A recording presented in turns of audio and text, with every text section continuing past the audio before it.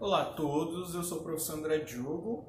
Hoje a gente vai tentar dar uma introdução ao tema da estética. Só que a gente vai tentar fazer isso de uma forma um pouco diferente, que eu vou precisar mais que quem está me vendo agora faça o exercício propriamente. É mais um exercício do que propriamente uma aula, né?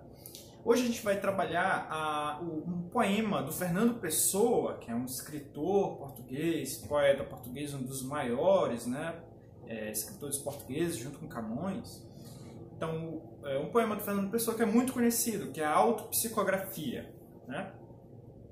A gente vai tentar ler esse poema e depois só iniciar uma certa discussão sobre ele, uma certa interpretação, mas vai ficar mais a cargo de vocês mesmos tentarem interpretar esse poema para a gente tentar perceber o que está por trás dele em relação ao nosso tema aqui, que é estética, ao nosso tema de filosofia. Então a gente vai utilizar um recurso da literatura para tentar introduzir um tema filosófico. Que tema filosófico é esse? Estética. Então, só sobre o Fernando Pessoa, rapidamente, né? Eu estou utilizando esse livro aqui de literatura do ensino médio, que é Português e Linguagens, William Roberto Cereja e Teresa Magalhães. Então, o livro de literatura diz o seguinte sobre Fernando Pessoa, o caleidoscópio poético, página 379.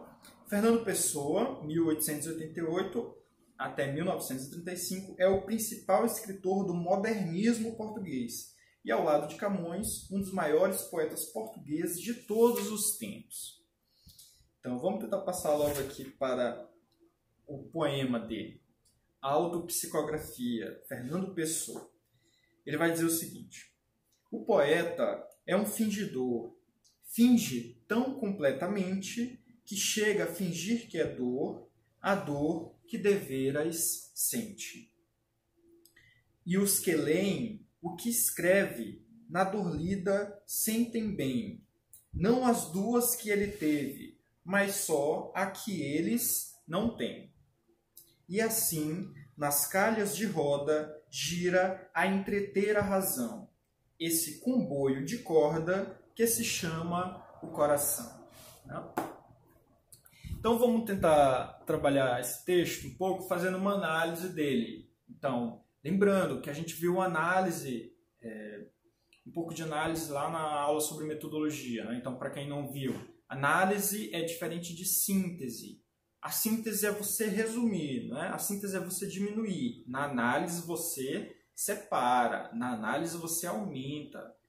Então vamos tentar fazer uma análise desse texto, mas primeiro a gente precisa separar ele. Como é que a gente vai separar? Por estrofes. O poema Autopsicografia de Fernando Pessoa possui 3 estrofes, cada estrofe com 4 versos. E cada estrofe possui um tema principal. Então vamos tentar identificar. Vamos tentar reler cada uma das estrofes e tentar analisar o que elas estão falando, né? Primeira estrofe. O poeta é um fingidor. Finge tão completamente que chega a fingir que é dor, a dor que deveras sente. O que é deveras realmente, né? Então, esse primeiro parágrafo está falando do poeta. Então, a ideia é que quando a gente analise a poesia ou, de forma geral, a arte, um dos primeiros elementos, ou um dos elementos principais, é o próprio artista, que no caso aqui é o poeta. E o que o Fernando Pessoa está falando sobre o poeta? Que o poeta ele é um fingidor. Se a gente for na história da filosofia, a gente vai encontrar isso, por exemplo, lá no Platão e até no Nietzsche também. O Platão, já de uma forma crítica, lá na República ele vai colocar que os poetas mentem demais. E aí, por isso, os poetas têm que ser expulsos, metaforicamente, da República. Já o Nietzsche vai colocar de uma forma um pouco mais positiva, analisando a ideia de que a mentira do poeta é mais algo da criatividade artística, que é algo que a gente vai trabalhar um pouco mais aqui, né? Então, a característica do poeta ou do artista é que ele é um fingidor. E ele finge, inclusive, aquilo que ele está realmente sofrendo. Então, de cara, a gente já vê aqui que o poeta, o artista, de forma geral, ele possui 2 dores. Aquela dor que ele tem realmente e aquela dor que ele finge ter. Né? Agora vamos para a segunda estrofe. A segunda estrofe vai falar o seguinte: e os que leem o que escreve, ou seja, e aquelas pessoas que leem aquilo que o poeta escreve, e os que leem o que escreve, na dor lida sentem bem. Então, o leitor lê aquilo que o poeta escreveu. A dor que o leitor leu sobre o poeta lhe faz sentir bem. No caso, ele, o leitor. Mas vamos tentar identificar qual é a dor que o leitor está lendo. É a dor real do poeta? É a dor que o poeta está fingindo ter? Vamos tentar identificar. Então, novamente, segunda estrofe. E os que leem o que escreve, na dor lida sentem bem, não as duas que ele teve, ou seja, o poeta, mas só a que eles, os leitores, não têm. Então, existe aqui uma terceira dor. Existe a dor que o poeta tem realmente, existe a dor que o poeta finge ter, e existe a dor que os leitores percebem ao ler a poesia, que é uma dor que eles não têm, eles mesmos não têm, mas eles produzem esta dor durante a leitura do poema. Conseguem perceber? Vamos tentar agora passar para a terceira estrofe, que diz o seguinte: e assim, nas calhas de roda, gira a entreter a razão. Esse comboio de corda que se chama o coração. Então, só para abrir um parêntese. A primeira estrofe está falando de quem? Do poeta, ou seja, do artista. A segunda estrofe está falando do leitor, dos leitores, ou seja, daquela pessoa que na obra de arte é o espectador. Então, vamos tentar imaginar um concerto.